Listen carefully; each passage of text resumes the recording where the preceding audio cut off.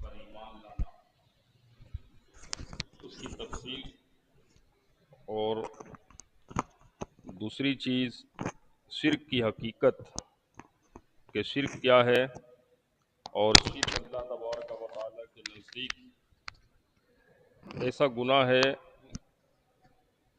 کہ جو اللہ تبارک و تعالیٰ کسی صورت میں معاف نہیں فرمائے گا، اور اسی شرک کو قرآن کریم میں شرک و ظلم عظیم کہا گیا ہے کہ اللہ کی ذات یا اس کی صفات میں شرک کرنا یہ سب سے بڑا گناہ ہے، سب سے بڑا ظلم ہے۔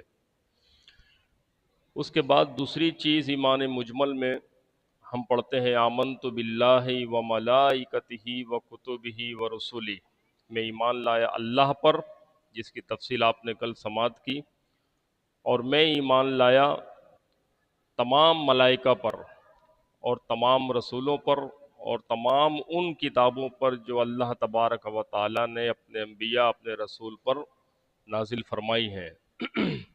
رسولوں پر ایمان لانے کا کیا مطلب ہے، یہ جان لیجئے، خاص طور پہ ہماری نوجوان نسل جس کو اپنے ایمان و عقیدے کا لازمی پتہ ہونا چاہیے۔ ملائکہ اللہ تبارک و تعالیٰ کی نوری مخلوق ہیں، جن کو اللہ رب العالمین نے جو ہے انسانوں سے پہلے پیدا فرمایا ہے۔ جب حضرت آدم علیہ السلام کو اللہ رب العالمین نے پیدا فرمایا تو اس وقت ان گنت، انکاؤنٹیبل فرشتے موجود تھے۔ تخلیق آدم جسد خاکی تیار ہونے کے بعد جب روح پھونکی گئی تو اللہ تبارک و تعالیٰ نے تمام فرشتوں کو حکم دیا، تمام ملائکہ کو حکم دیا کہ وہ آدم کا سجدہ کریں، تو تمام فرشتے اللہ کے حکم کو مانتے ہوئے سجدے میں چلے گئے۔ تو اس وقت فرشتے موجود تھے۔ یہ ابلیس کون تھا؟ ابلیس یہ نوری مخلوق نہیں ہے، فرشتے تمام کے تمام نوری مخلوق ہیں جن کو اللہ تبارک و تعالیٰ نے اپنے نور سے تخلیق فرمایا ہے۔ ابلیس یہ فرشتوں کا سردار ضرور تھا، لیکن یہ نوری مخلوقات میں سے نہیں ہے، یہ جنوں میں سے ہے، اور جن کی تخلیق آگ سے پیدا ہوئی ہے، یعنی جن جو ہے آگ سے تخلیق کیے گئے ہیں۔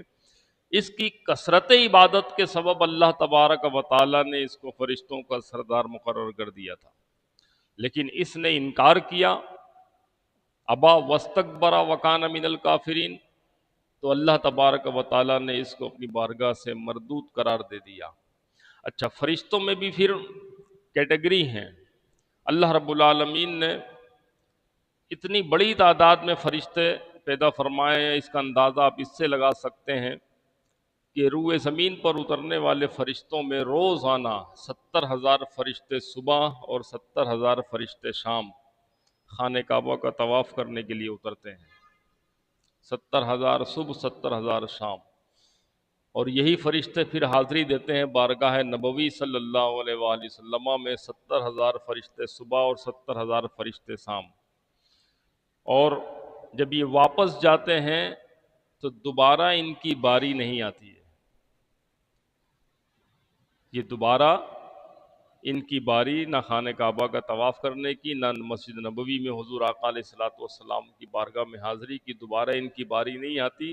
اور جب سے دن اور رات، شب و روز پیدا کیے گئے چل رہے ہیں، اس وقت سے یہ سارا سلسلہ جاری اور ساری ہے۔ خانہ کعبہ کا طواف کے لیے فرشتے شروع سے آتے رہے۔ اب اس سے اندازہ لگا سکتے ہیں کہ فرشتوں کی تعداد کتنی ہوگی۔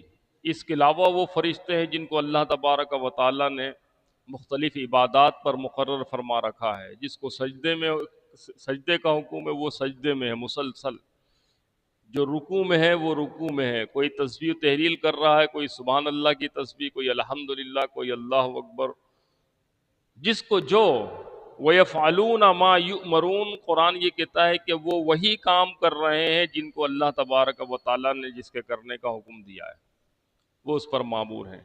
کچھ فرشتے ہوائیں چلانے پر مامور ہیں، کچھ جو ہے غلہ، اناج، ان کی بڑھوتری، ان کو اگانے پر مامور ہیں، کچھ بارش برسانے پر مامور ہیں۔ اور ان تمام فرشتوں کے جو ان گنت فرشتے ہیں، لاتعداد فرشتے ہیں، ان تمام فرشتوں کے 4 سردار ہیں، حضرت جبرائیل علیہ السلام، حضرت میکائیل علیہ السلام، حضرت اسرائیل علیہ السلام، حضرت اسرافیل علیہ السلام۔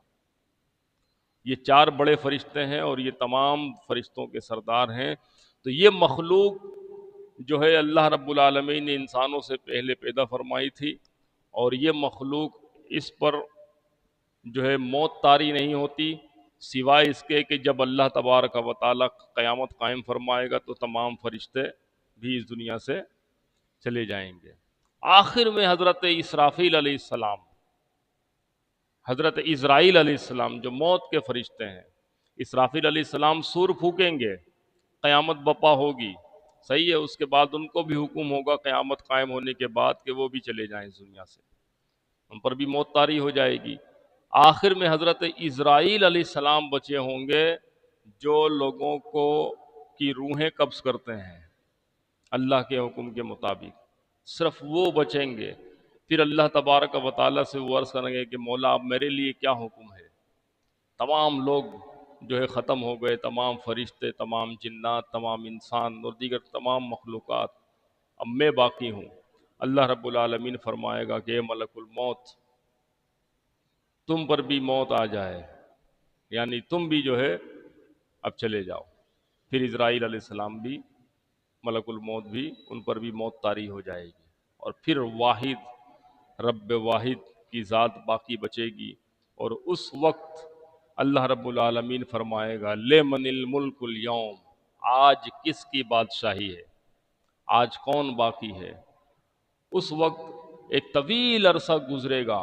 یہ طویل عرصہ کتنا ہوگا یہ آپ کو ہمیں اس چیز کا علم نہیں دیا گیا، صرف اور صرف اللہ رب العالمین کی ذات باقی ہوگی، سب کچھ فنا ہو جائے گا، اور اس کے بعد حکم ہوگا دوبارہ زندہ کیے جائیں گے سب۔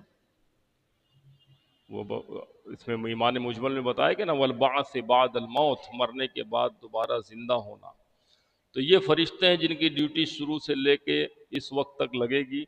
ان فرشتوں پر ایمان لانا یہ ہمارے عقیدے کا حصہ ہے۔ اگر کوئی شخص ان فرشتوں کے وجود کا انکار کر بیٹھے تو اس کا مطلب ہے کہ وہ مسلمان نہیں ہے، یا پہلے ایمان لاتا تھا پھر بعد میں انکار کیا، اس کا مطلب ہے کہ وہ اپنے ایمان سے ہاتھ دھو بیٹھا۔ تو فرشتے اللہ کی نوری مخلوق، ان کے وجود کا اقرار یہ ہمارے ایمان کا حصہ ہے۔ اب اس کی کوئی تعویل کرے، اگر آتے نا ہر طرح کے دور میں جدید جدید ناموں کے ساتھ نئے نئے جو ہے مجددین کا نام لے کر، اور جو ہے جدت پسندی کا نام لے کر، اور ان عقیدوں میں قرآن کی عنایتوں میں وہ تعویلات کرنا شروع کر دیتے ہیں، تو اس طرح کی کسی قسم کی تعویل کوئی بھی قابل قبول نہیں ہے۔ تو یہ ہے فرشتوں پر ایمان لانے کا مطلب۔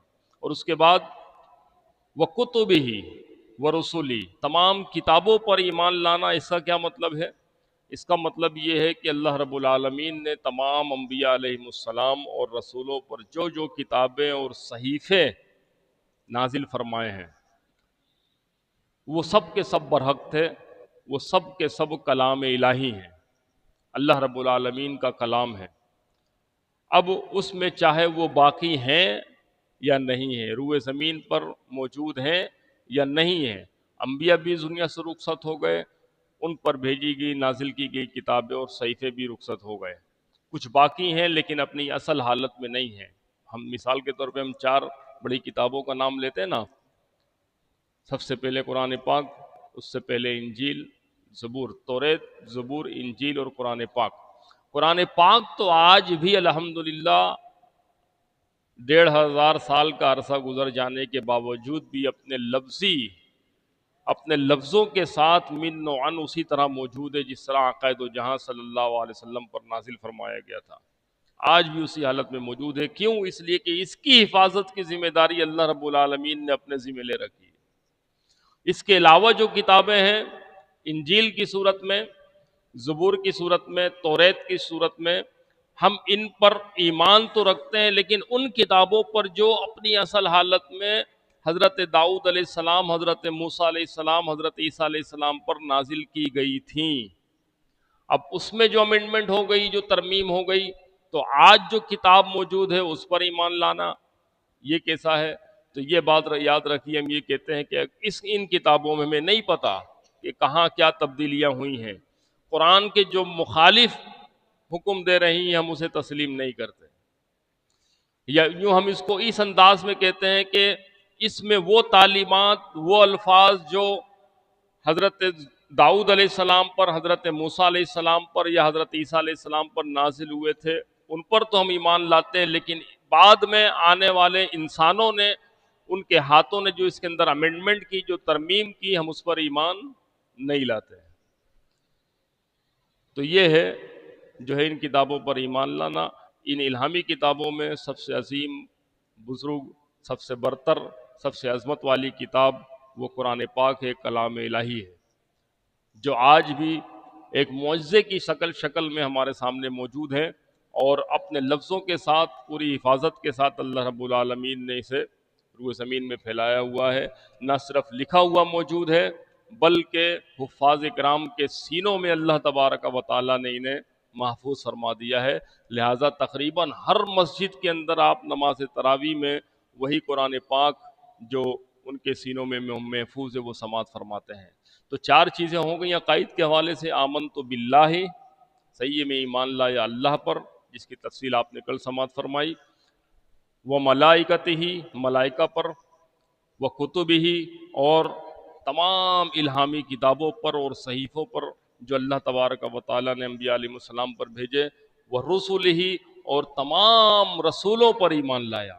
رسولوں پر ایمان لانے کا کیا مطلب ہے؟ ہم سنتے نا کہ 1,24,000، یہ فائنلائز جو ہے کوئی فیگر نہیں ہے کہ 1,24,000، یہ کثرت بتانا مقصود ہے، کم و بیش، کیا کہتے ہیں، تقریباً، پلس مائنس میں، یا اس سے تھوڑا کم یا اس سے زیادہ، اتنی بڑی تعداد میں انبیاء علیہ السلام اس دنیا میں تشریف لائے۔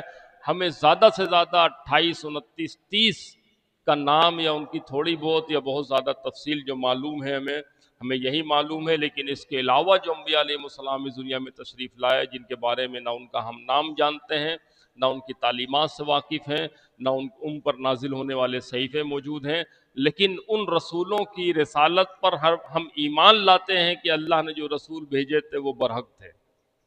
اب وہ کتنے تھے، فائنل فیگر ہمیں نہیں پتا، اباؤٹ تقریباً 1,24,000 انبیاء علیہ السلام اس دنیا میں تشریف لائے۔ ان تمام رسولوں کی رسالت پر ایمان لانا یہ ہمارے ایمان کا حصہ ہے۔ اگر کسی ایک نبی کی نبوت رسالت کا انکار ہو جائے تو بندہ دار اسلام سے خارج ہو جائے گا۔ یہ چار چیزیں بتائی گئیں۔ کل انشاءاللہ تعالی یوم آخرت اور مرنے کے بعد دوبارہ زندہ ہونا، یوم آخرت پہ جو ہے اس کی تفصیل سے ذکر ہوگا، اور مرنے کے بعد دوبارہ زندہ ہونا۔ اللہ رب العالمین ہم سب کو صحیح معنی میں اسلامی تعلیمات اور اسلامی عقائد کے مطابق زندگی گزارنے کی توفیق عطا فرمائے۔ آمین، وآخر دعوانا ان الحمد للہ رب العالمین۔